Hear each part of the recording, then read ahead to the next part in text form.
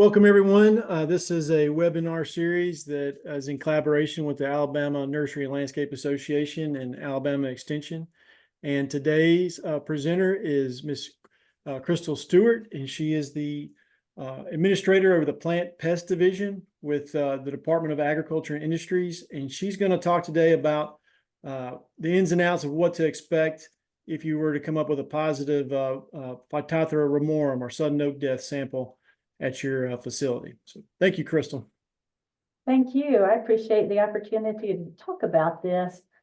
Most nursery growers in Alabama are familiar with P. ramorum, but thankfully only one or two we've found we've had to do a survey after a positive P. ramorum sample. So this will give you an idea of what to expect if you should have a positive P. ramorum sample come from your nursery.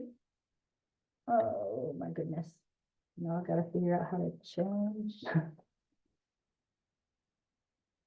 There we go. Okay. This is just an overview to kind of get us all on the same page. But we just want you to feel more comfortable if we, have to come to your nursery and carry out some of the required activities that come after a positive P. ramorum sample has happened in your nursery, which we hope won't. First of all, P. ramorum is a very close relative to fungi. It's considered an oomycete or a water mold. It's the only difference between it and a fungus is basically what the cell wall is made out of. The host range is tremendous. It's over 120 hosts and associated plants, and a lot of common nursery stock and also environmentally, native plants are involved, like rhododendron, camellia, viburnum, pieris, kalmia, magnolia, add blueberries, and we've seen it on cornus lately. So a lot of native and nursery plants.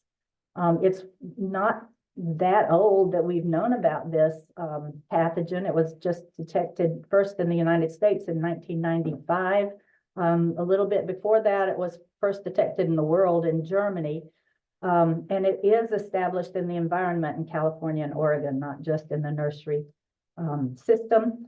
And it spreads by splashing water or just water that's connected to another pot, direct contact between plants, and also soil. If you move soil from a contaminated area to a host plant that doesn't have the disease, it could get that from the soil. So I think this. Okay, so how would we even find out if you have a plant or a plant that came from your nursery that tested positive for P. ramorum? First of all is scouting just by the nursery, where you find a plant that looks kind of iffy and you take a sample, or you call us or you call extension. Somebody along the way says, oops, we need to see what's wrong with that plant, and sends a sample in to the Auburn Diagnostic Lab. A second way is a survey.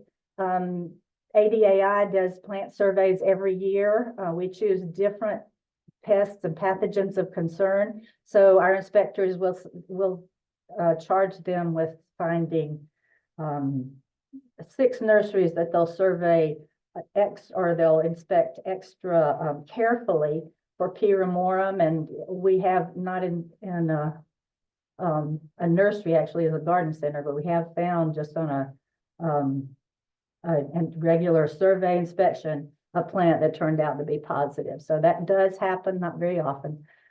Just in the inspection program, either a random inspection or the annual inspection, an inspector can find plants that look suspicious and have it tested. If we get a trace forward from a nursery that you might have purchased plants from, and they have a plant that tests positive, they will provide every nursery that they've sold that particular host to, and we'll have to kind of chase down the trace forwards. Or it could be a trace back. If we were to find or in another state even, an inspector find a positive plant in a garden center or a big box store, and it turns out that you've sold that plant to them, then it will also come back to you. So it's very important that we're able to have records of, and that you have records of who you sold to and who you purchased from. So what if we find a positive, or if we take a sample from the nursery, excuse me, let me start over. If we find a plant that's from your nursery that is positive for P. ramorum, this is the next step, what the nursery needs to provide so we can carry out the next step in the positive nursery protocol that USDA has set forward. First is a nursery inventory, and that's pretty much a list of the host plants that you have in your nursery and how many and so on. So we'll have an idea of how many plants we'll need to be inspecting. We'll need a nursery map. It can be a Google map or an aerial map or hand-drawn. These are not Alabama nurseries. I just printed them off the internet. The top one is actually the Missouri Botanical Garden. The bottom one is some random nursery out of state. But you can see that it's marked where the different crops are. On here, if this was what you had, we could just like block off and say this is whatever kind of azalea, and just to give us an idea of what to sample. Ideally, if there's a source of water, like if this is a pond over here, that would be marked if that's where irrigation comes from. So you need the P. ramorum hosts marked on the map. You need high risk areas marked on the map, such as the source for irrigation water and also like coal piles and so on. Then inspectors will come in to sample, and depending on how large the nursery is, it may just be 1 or 2, it may be like 6 or 7. We don't want to drag this out forever, so we like to take just a day or 2. And USDA inspectors as well as ADAI inspectors will participate ideally. So the block where the positive plant was, we have to be sure that we sample that. And then we'll drive around the nursery, usually with one of the staff of the nursery with us to kind of show us around, and point out other P. ramorum hosts in the nursery, and we'll sample those, not to the same degree as the block where the positive plant was. We'll look at the coal pile, and if there are P. ramorum hosts in there, we'll sample those. And then we'll also look at water sources, irrigation water, whether, we'll find out whether it's a pond or city water, and if it's been treated, if it's a water source on the nursery. We also want to know the type of irrigation, whether it's overhead irrigation or drip irrigation. Sometimes overhead irrigation contributes more to the spread of disease, but we understand that depending on the size of the nursery, that may be the best type of irrigation. So, we're not judging. And then looking at standing water, if it's recently been irrigated or rainfall has come and there are low areas where water is standing, we'll test that water. We'll also look at standing water beneath the plants, and that's even more important to sample. So when we sample foliage, this is what we'll do. We'll take 6 to 8 leaves per plant, if that's rhododendron or camellia. Anyway, something like Pieris, we'll have to take more. And that they need 2 square inches of material to test at the lab. And if the leaves if there aren't enough diseased leaves that we see, or enough leaves of concern, we might collect a composite sample where we'll, take leaves off of 2 or 3 plants in the area and put them in the same sample. Although we need to be sure that every plant that was in that composite sample is marked, tagged, flagged. And then each sample is in a double bag. Each bag is labeled.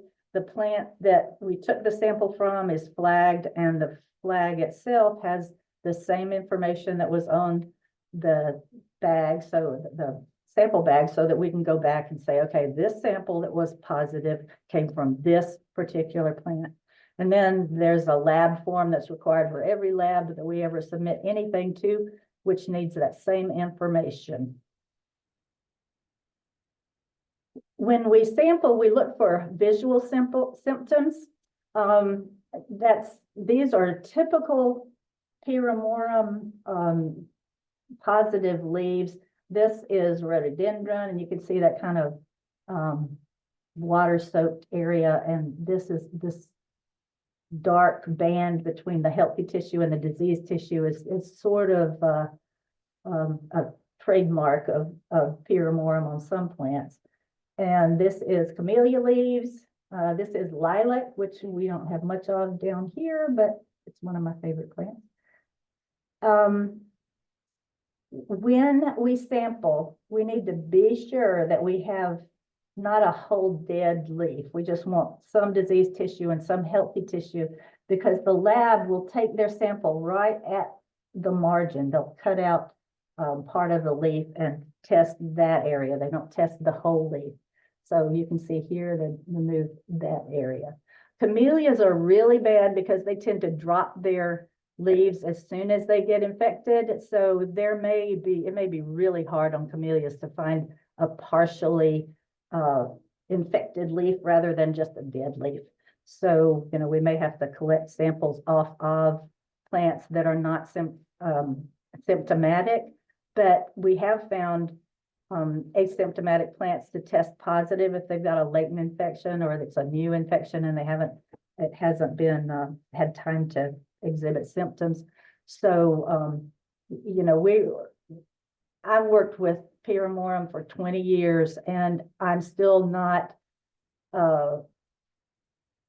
confident enough to look at a plant that has symptoms and say, oh yes, that does or does not have Phytophthora.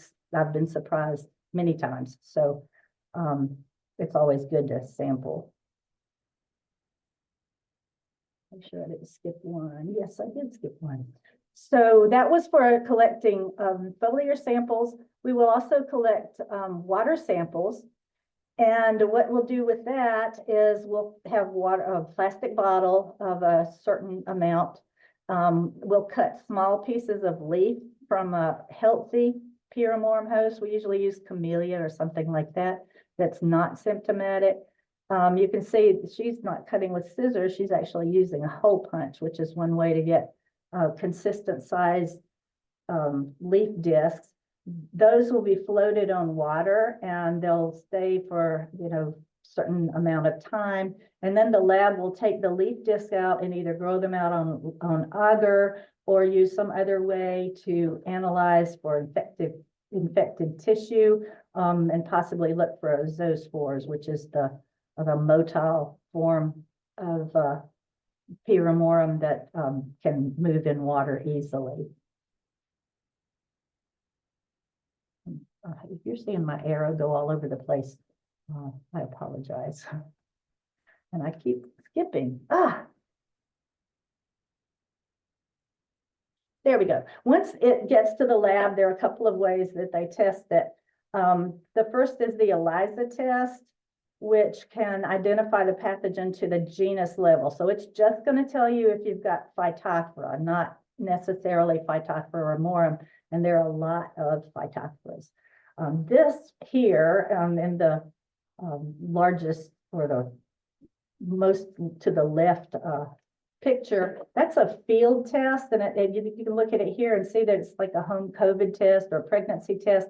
It's the same principle, and this one is positive because it's got that very faint line here. This is a control line. If it's not there, it's not a good test, but this one is positive. We use that some like in survey, but the kits are like $10 a piece, and we would never like take samples in your nursery after you've already had a positive to see if it's a Phytophthora in the Phytophthora genus. because when it goes to the lab, they do an ELISA test, which is essentially the same test. This is an ELISA test in the blue, but you can see that each cell is a different plant or a different sample, and so they can do a lot of these at the same time. And then they will do further testing on the ones that test positive for Phytophthora genus. This is a PCR, which is a DNA analysis. The steps for this is that the DNA will be extracted from the plant, and then mostly computer analysis is actually used to see if it tests positive, but it can identify it to the species level. So we'll know for sure if it is P. ramorum rather than another Phytophthora.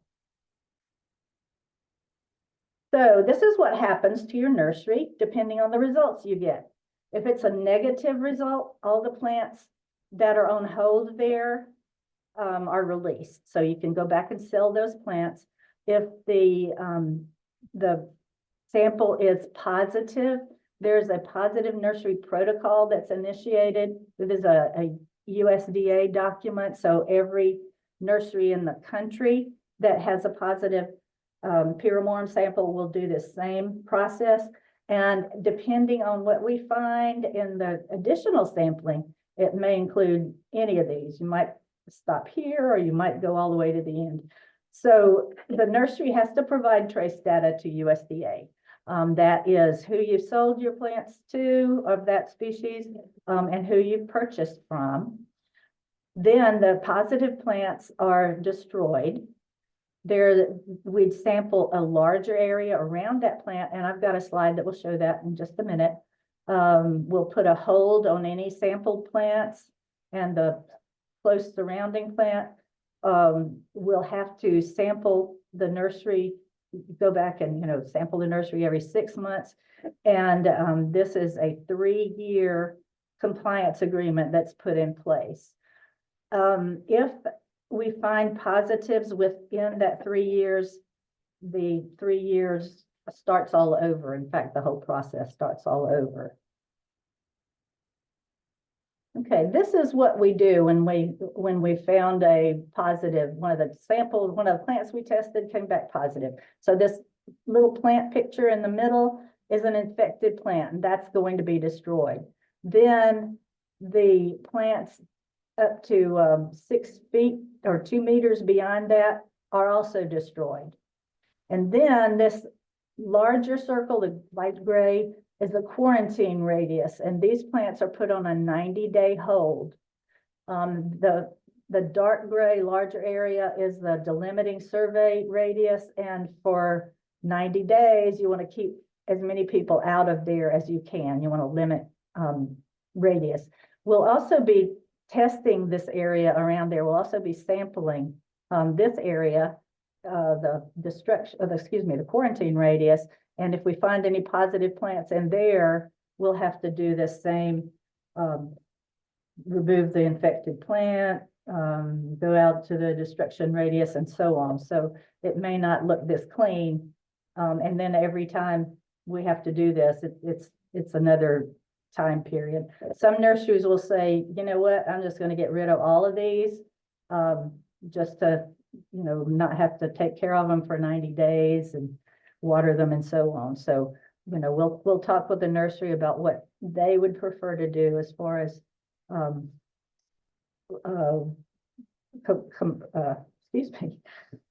fulfilling the 90-day requirements. Sorry, lost my thought.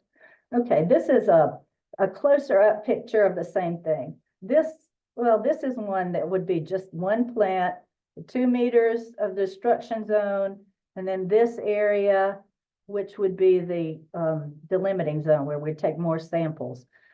This is all in a block of regulated plants, although it's butted right up against a block of non-regulated plants. These would be non-hosts, and these would be hosts.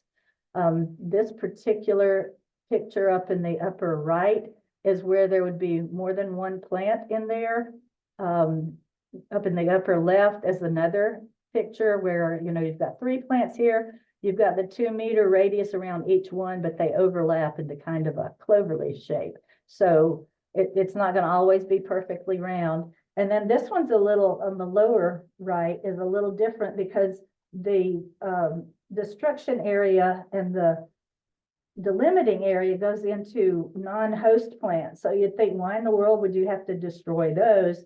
And that goes back to what I was saying about the zoospores being able to move in water. If these plants are close enough together and they're on the ground, water can move after irrigation or rainfall. They can move under adjacent pots and then possibly infect those the soil, and then it could potentially cause an infection or move the infection to another area.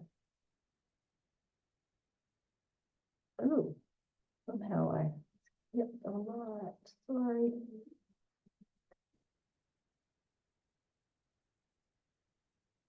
Okay, I am so sorry.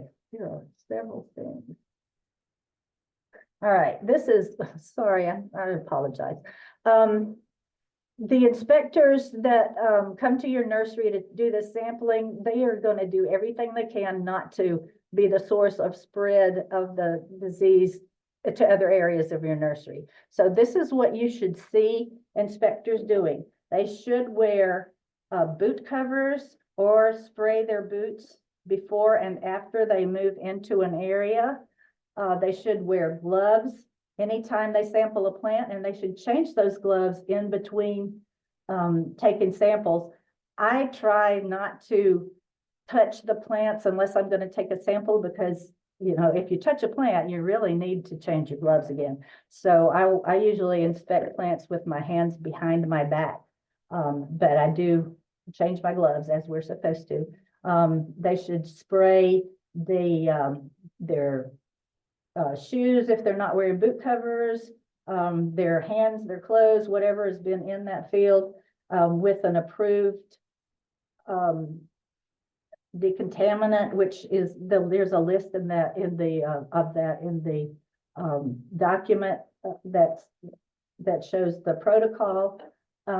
Trucks that move close to the plants to the area of concern should also have their truck tires sanitized.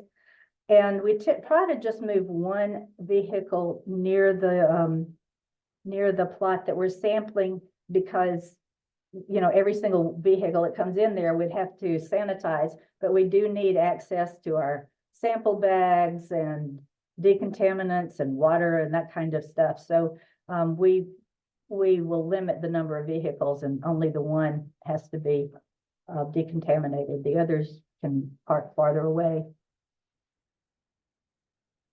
And I think that I believe that's all that I needed to tell you about how we will conduct our sampling. We have just approved, I'm on a committee with USDA and the National Plant Board to review the ramorum domestic program manual. And so we have just approved an implementation plan and some changes in the ramorum program manual. And these are some of the things that will be different. The sampling method and so on will be pretty much the same. One of the issues that we have is repeat positive nurseries. These are ones that continually send plants to the same area, and then the nursery tests positive. So these would be nurseries that send, in our case, host plants to Alabama. They have to notify us if they've tested positive in the last 3 years.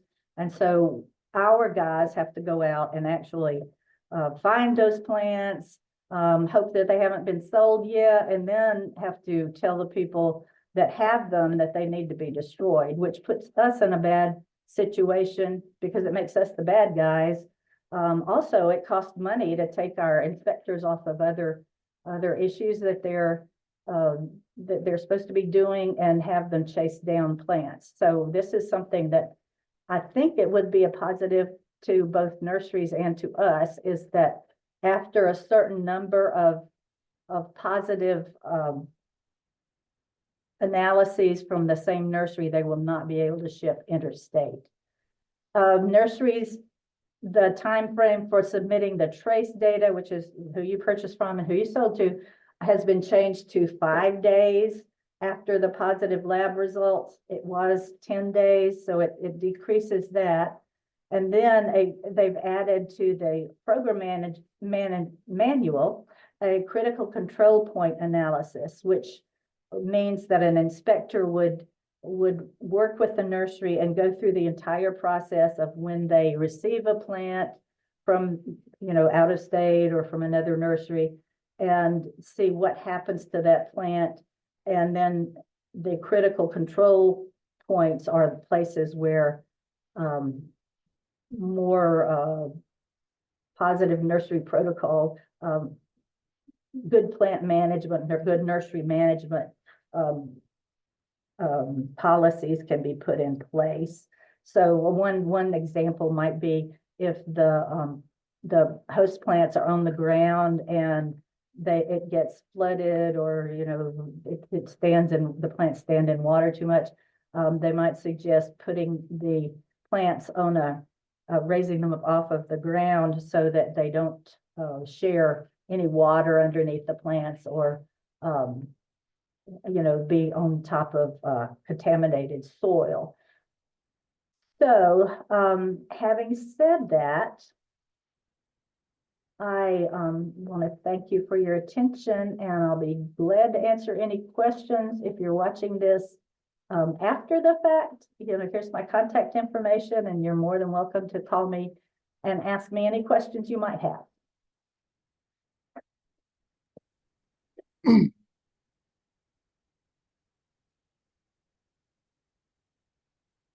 Thank you, Crystal. Does anybody have any questions in the audience?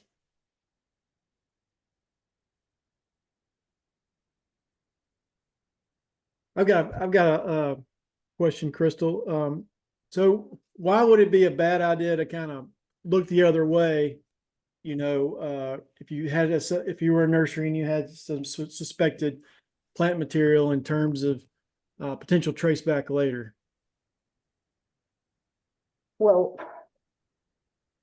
I mean, it probably, if you were lucky and you never got caught, I guess that'd be, I guess that'd be okay, at least for you. But you'd be running the risk of spreading that disease. Well, and first of all, you don't even know if you have the disease until it's sampled and tested. And if you don't, it's like a big relief. If you do, either USDA or ADAI could work with you to try to prevent the movement of those plants. It's not fun. I won't pretend like this is a good process to go through, but if you do end up shipping plants to another location or another state, it will be much worse as far as the regulatory actions that you have to take, but also for the public relations kind of issues you'd have to deal with. Right. Yeah, that's what I was wondering. And it seems like that if you got it, just kind of suck it up and deal with it. But the sooner you deal with it, the less mess it is, and the less disturbance of your company, I guess. And most of the time, well, I won't say that, but a lot of the time it is not, it's not like thousands of plants. It might be just one area in a nursery, and we can take care of that easily. The nursery can decide, hey, that's just 25 plants, I'm going to go ahead and get rid of them rather than thousands. And that's the worst case. If you have a large nursery and a large area has to be sampled. But that's a good, brings up another point. Not putting plants in huge blocks would prevent some of these samplings from having to take place, because if you would just make the plot smaller with 6 feet between the plots or blocks, we might just have to remove a smaller block, even if the next plants are host plants.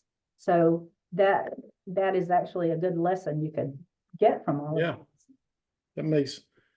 That makes sense. Cause I mean, it seems like if, it's 90 days, you're in the quarantine, right? And if you get positive again at those samplings within that 90 days, then you roll that clock back and start all over again.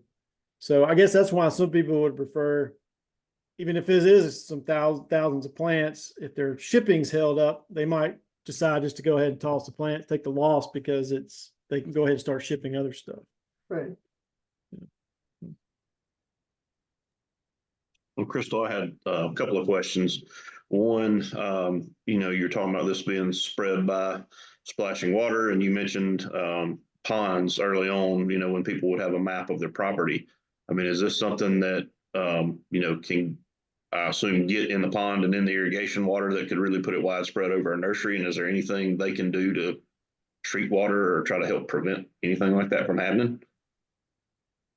It can spread in the water. It doesn't normally do that. When we've seen it in water, and this is just what I'm aware of. I'm not aware of it being in nursery water from a pond, but it has been detected in streams that are near a positive plant that's in the environment. And so areas near that stream we can collect the pathogen by the same kind of thing, floating leaves in the bait leaves in the water.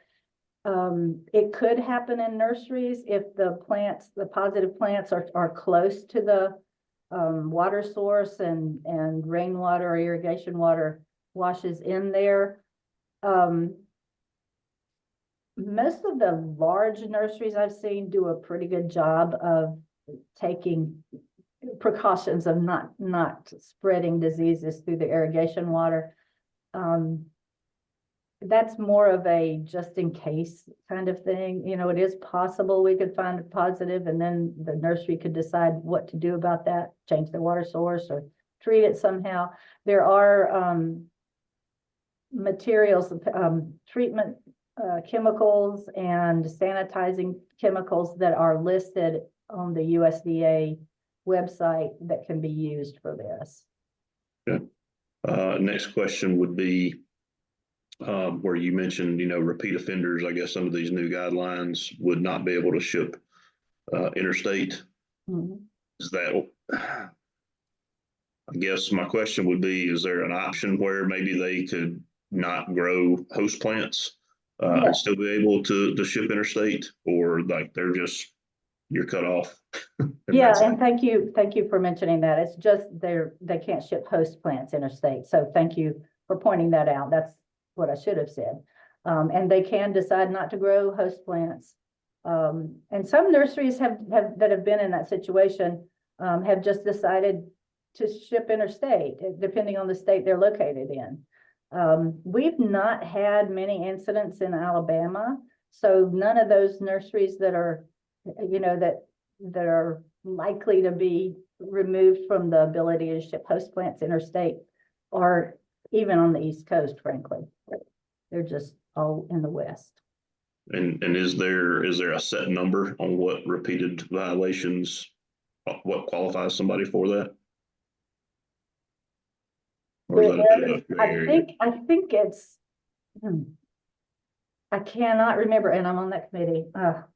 It's I think 6 in 10 years or something like that, because if you find a positive within that 3-year under the protocol, it goes out more 3 years. So if it keeps going, if you keep extending that 3 years over and over, it seems like if it was like extended 3 times, then that's considered a positive nursery. And I'm really sorry that I don't have that answer for you. I'll check on it and let you know. I got you, but that makes a little more sense if it's somebody that just can't get rid of the problem and it's stretching out over a longer time. I'll look at that definition and let you know. David or Brian, y'all have any questions?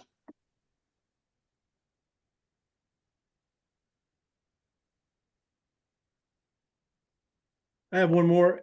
Crystal, is there any like restrictions on spraying like fungicides if you're in a quarantine and is that is there any kind of restrictions on that or?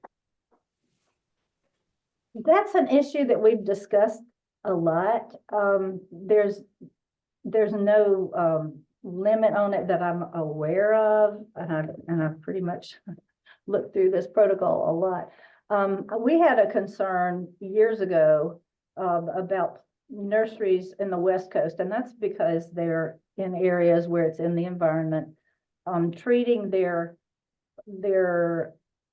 plants that they're about to ship with a fungicide, which we were concerned here in the East that it might just mask the symptoms or hide them until the fungicide application was stopped. And they now have to hold a certain number of plants without being sprayed before the nursery testing. And that nursery testing for nurseries in quarantine areas in the West has to happen every 6 months. There are no nurseries in Alabama that are under that kind of requirement. So I personally haven't dealt with that, but they do have to make sure that some of the plants that they're testing have not been treated with fungicides. Gotcha. Okay. Well, Crystal, this has been great. We really appreciate your time and it's been really informative and I'm sure everybody will get a lot out of this. Thank you. Well, I enjoyed it and apologize for the skipping slides, but No problem. it was fun. Thank you. Great. Well, thanks. Thanks again. See you later. Bye.